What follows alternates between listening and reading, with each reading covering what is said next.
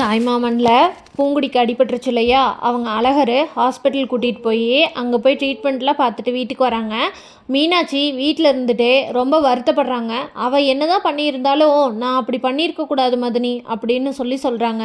அதுக்கு உடனே தெய்வான் வந்துட்டு, விடுங்க மதினி, அவள் கொஞ்சம் நஞ்சம் ஆட்டமாக போட்டா இங்கே அவளுக்கு இங்கே என்ன குறை வச்சோம் நம்ம.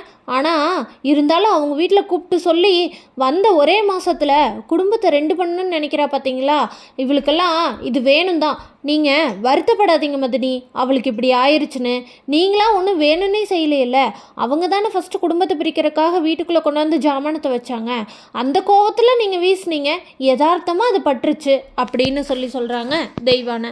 ஆனால் மீனாட்சி, இல்லை மதினி, நான் கொஞ்சம் அவசரப்பட்டுருக்கூடாது. உங்கள் அண்ணன் வந்தால் நான் என்ன பதில் சொல்லுவேன்னே எனக்கு தெரியல அப்படின்னு சொல்கிறாங்க மீனாட்சி. அதுக்கு உடனே தெய்வானை, விடுங்க மதினி, அண்ணன் வந்தால் பேசிக்கலாம் அப்படின்னு சொல்கிறாங்க. ஹாஸ்பிட்டல் போனவங்க மறுபடியும் ரிட்டன் வந்து வீட்டுக்கு வராங்க. வீட்டுக்கு வந்தோடனே பூங்குடியை பார்த்தோன்னே மீனாட்சி என்ன பேசுறதுன்னு தெரியாமல் தயக்கத்தில் இருக்காங்க. மாயாண்டி வந்து வேகமாக மீனாட்சியை ஓங்கி ஒரு அறை விட்டுறாரு. மாயாண்டி மீனாட்சி அரைஞ்சதை பார்த்த உடனே தெய்வானிக்கு ரொம்ப ஷாக் ஆயிடுது.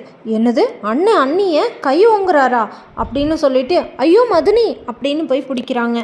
பிடிச்ச உடனே மீனாட்சி அழுதுகிட்டே நிற்கிறாங்க. அந்த இடத்துல பூங்குடி, விடுங்க ஐயா, நடந்துருச்சு, இது எங்கள் வீட்டு ஆளுங்க மேலே தான் தப்பு அப்படின்னு சொல்கிறாங்க. பாத்தியாடி, என் தங்கச்சி பொண்ணு எவ்வளோ பெருந்தன்மையாக நடந்துக்கிறான்னு அப்படின்னு சொல்கிறாரு மாயாண்டி. தெய்வான உடனே மீனாட்சியை அந்த பக்கம் போனதுக்கப்புறமா, பார்த்தீங்களா மதினி, அண்ணனையே எப்படி மாற்றிட்டான்னு. இத்தனை நாளாக நீங்கள் சொன்னதை கேட்ட அண்ணன் ஒரே நாளில் இப்போ உங்களையே கையோங்கிற மாதிரி பண்ணிட்டா. இவளை குடும்பத்துக்குள்ளே வச்சுருக்கிறது நல்ல பாம்பை மடியில் கட்டிட்டு சுற்றுற மாதிரி அப்படின்னு சொல்கிறாங்க தெய்வானை. இதை கேட்ட மீனாட்சி, மாயாண்டி மீனாட்சி அடித்ததை நினச்சி தெய்வானை சொல்கிற மாதிரி வீட்டுக்குள்ளே வந்ததுக்கப்புறம்தான் இவர் நம்மளை கையோங்குறாரு அப்படின்னு நினைக்கிறாங்க மீனாட்சி. ராசாத்தி தெய்வானிக்கு ஃபோன் பண்ணுறாங்க. நம்ம நேற்று கொளுத்தி போட்டது இன்னும் வெடிக்காமையாக இருக்குது. இந்த பிள்ளை பூங்குடி கொஞ்சம் சரியில்லை, இவளை நம்ம வழிக்கு கொண்டு வந்தாகணும். நான் விடாமல் ஃபோன் பண்ணுறேன் அப்படின்னு சொல்கிறாங்க ராசாத்தி. உடனே சொல்லலை, கூப்பிடுத்தா அப்படின்னு உட்காந்துருக்குறாரு. பூங்குடி ராசாத்தி ஃபோனை பார்த்துட்டு, எடுக்கலாமா வேண்டாமா, ஆல்ரெடி இவ்வளோ பெரிய பிரச்சனை இருக்குதுன்னு நினைக்கிறாங்க.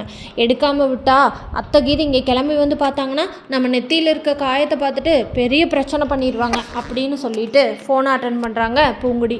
உடனே ராசாத்தி, என்னாச்சு பூங்குடி, ஏன் இன்னும் ஃபோன் எடுக்கலை?